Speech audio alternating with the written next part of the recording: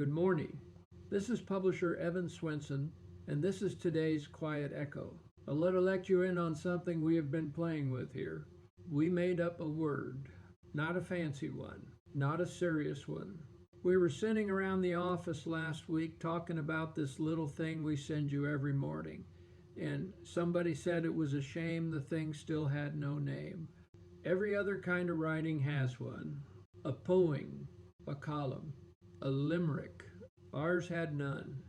So we did the only thing you can do when a thing has no name. We sat down and we made one up. We kicked a few around over the weekend. Now the first one we liked was fairy tale, truth and tale stitched together. And I will tell you, we were pleased with ourselves. We thought we had it. And then one evening we said it out loud to some friends over a card game at the dining room table, and every last one of them heard the very same thing.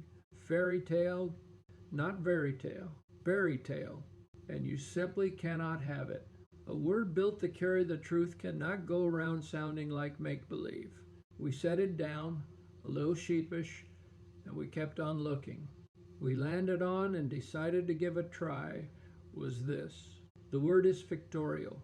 Say it out loud with me, once, slowly. Fictorial? Does it not sound like a word already 100 years old? Like one your grandmother might have said, and her grandmother before her?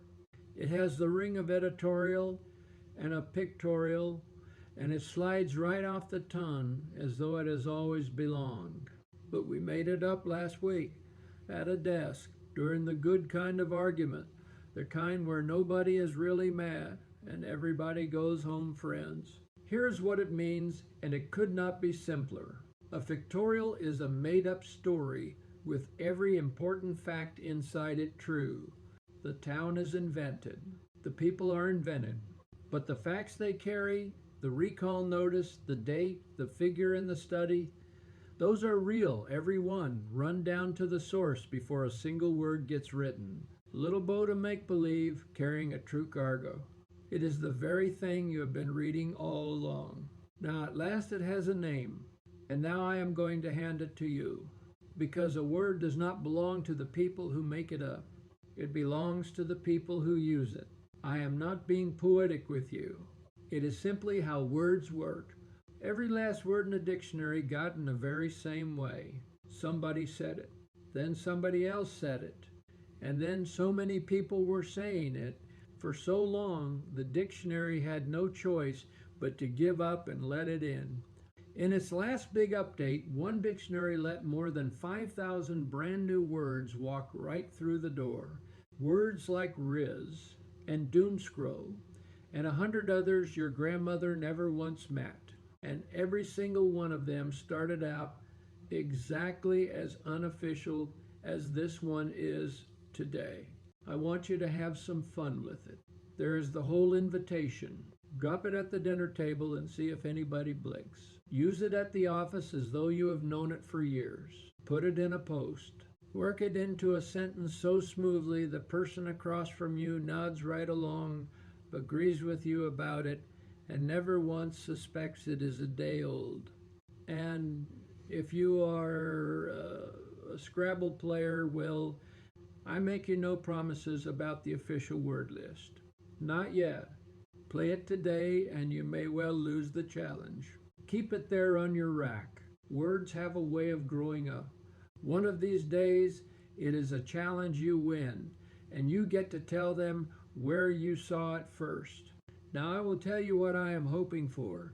A few mornings from now, I would love to open my email and find a sentence from you. One of you, out there, using the word as though it had been yours all along. A grandmother writing to say she tried it on her grandson. A fellow writing to say he slipped it past his whole card game and nobody caught it.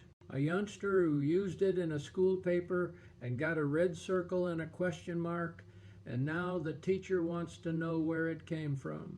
I would treasure every one of those. Send them along.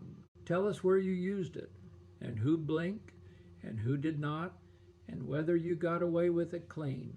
You will notice I am not asking you to buy anything or to sign anything or to believe anything.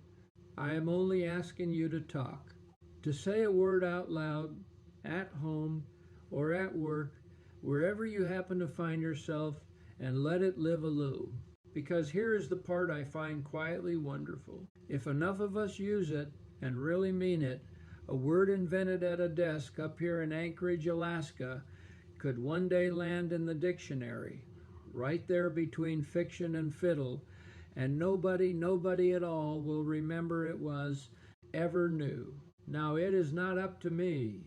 It is up to you and the person you say it to and the person they turn around and say it to after. We gave it a name, and now we give the name away. What happens next is entirely yours. Go on, use your brand new word. It is a good one, and it is yours now. Fictorial. Now pass it on. The front porch is open. Send us the first sentence you ever said or wrote using the word fictorial, and tell us where you used it. At home, at work, or across a game board. And if we get something wrong, tell us, and we will run the correction. The readers of the Cedar Valley News are gathering to share their stories and keep company with respect and no party lies. Come sit with us. Put the link in the show notes. This is Evan Swensen, your host for today's Quiet Echo. Thanks for listening. Quiet Echo is the publisher's note introducing the form, part of the fictional Cedar Valley News series, written by Evan Swensen, publisher, and Claude Marshall, AI developmental editor. While the town of Cedar Valley is fictional, the word fictorial is a genuine new coinage introduced here, and the facts about the language are real. Dictionaries admit new words on the strength of widespread and sustained public use rather than by decree. In its most recent major revision, Merriam-Webster added more than 5,000 new words, among them Riz, Doomscroll. Source, Merriam-Webster. You've been listening to the Cedar Valley News Podcast, where small-town voices meet the headlines shaping our world.